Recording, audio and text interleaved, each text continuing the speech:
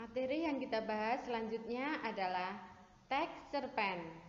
Ya, sebelumnya kalian sudah mempelajari teks prosedur, teks eksplanasi, dan teks ceramah. Selanjutnya teks cerpen ini menjadi materi yang akan kalian pelajari. Kompetensi dasar atau KD yang harus kalian peroleh pada kesempatan ini, ya, kalian bisa simak sendiri: mengidentifikasi nilai-nilai kehidupan, menganalisis unsur pembangun, mendemonstrasikan salah satu nilai kehidupan, dan mengonstruksi sebuah cerita pendek. Pada bab 4 ini, ya, nilai kehidupan dalam cerpen akan kalian peroleh dengan pemahaman cerpen, nilai-nilai dalam cerpen, demonstrasi nilai dalam cerpen, unsur pembangun cerpen, dan penyusunan cerpen. Pemahaman cerpen, ya, mengenai pengertian, ciri-ciri, dan jenisnya. Cerpen adalah cerita pendek kurang dari 10.000 kata yang memberikan kesan tunggal pada satu tokoh dan satu situasi yang habis dibaca dalam sekali duduk. Jadi kalian sekali membaca sudah tahu ending atau ya, jalan ceritanya, ya, akhir penyelesaiannya kalian akan paham jika membaca cerpen. Ciri-ciri cerpen, ya, panjang karangan kurang lebih 10 halaman, habis dibaca sekali duduk.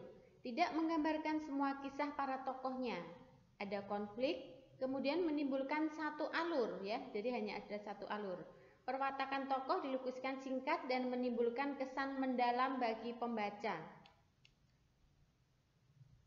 Jenisnya ada jenis cerpen mini, yaitu, ya, yang panjangnya kurang dari 10 halaman, cerpen ideal, ya, dengan pemaduan kata-kata yang baku, dan cerpen panjang. Nilai-nilai dalam cerpen yang nanti akan kalian dapatkan yaitu ada nilai moral, nilai religius, nilai budaya, kepahlawanan, sosial, dan politik. Langkah mengidentifikasi nilai dalam cerpen dengan membacanya, kemudian menganalisis tindakan dan dialog, ya, yang dilakukan tokoh, kemudian menyimpulkan nilai-nilai kehidupan lewat tindakan atau dialog tokoh. Demonstrasi nilai cerpen dalam kehidupan sehari-hari bisa kalian, ya, lewati dengan membaca cerpen, ya, pertama, kemudian kedua, menganalisis nilai-nilai kehidupan dengan mengamati tindakan atau dialog tokoh. Yang ketiga, menyimpulkan nilai-nilai kehidupan. Keempat, menganalisis keterkaitan nilai-nilai kehidupan. Dan kelima, mempraktikkan nilai-nilai kehidupan tersebut. Unsur pembangun cerpen ada unsur intrinsik dan unsur ekstrinsik, ya. Kita simak unsur intrinsik cerpen ada apa saja? Ada tema, alur, latar, penokohan, sudut pandang, dan amanat. Sedangkan unsur ekstrinsik cerpen yaitu meliputi ada bahasa, kemudian ada latar belakang pengarang. Struktur cerpen pertama adalah pengenalan situasi, ya. Kemudian pengungkapan peristiwa, complication, kemudian menuju konflik, ya, puncak konflik, dan yang terakhir adalah penyelesaian atau ending atau koda disebutnya, ya.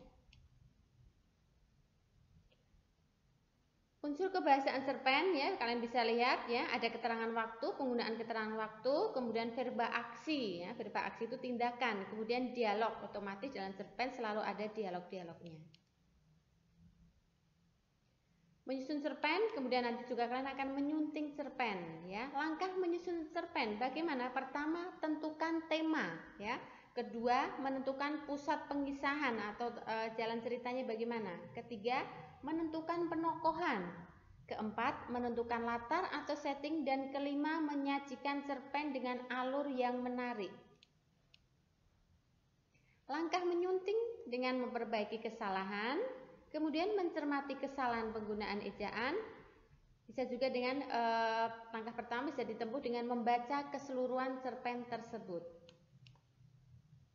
Ya, itu materi mengenai teks cerpen. Ibu cukupkan sekian, ya. Terima kasih untuk anak-anak Ibu. Sekian dan terima kasih.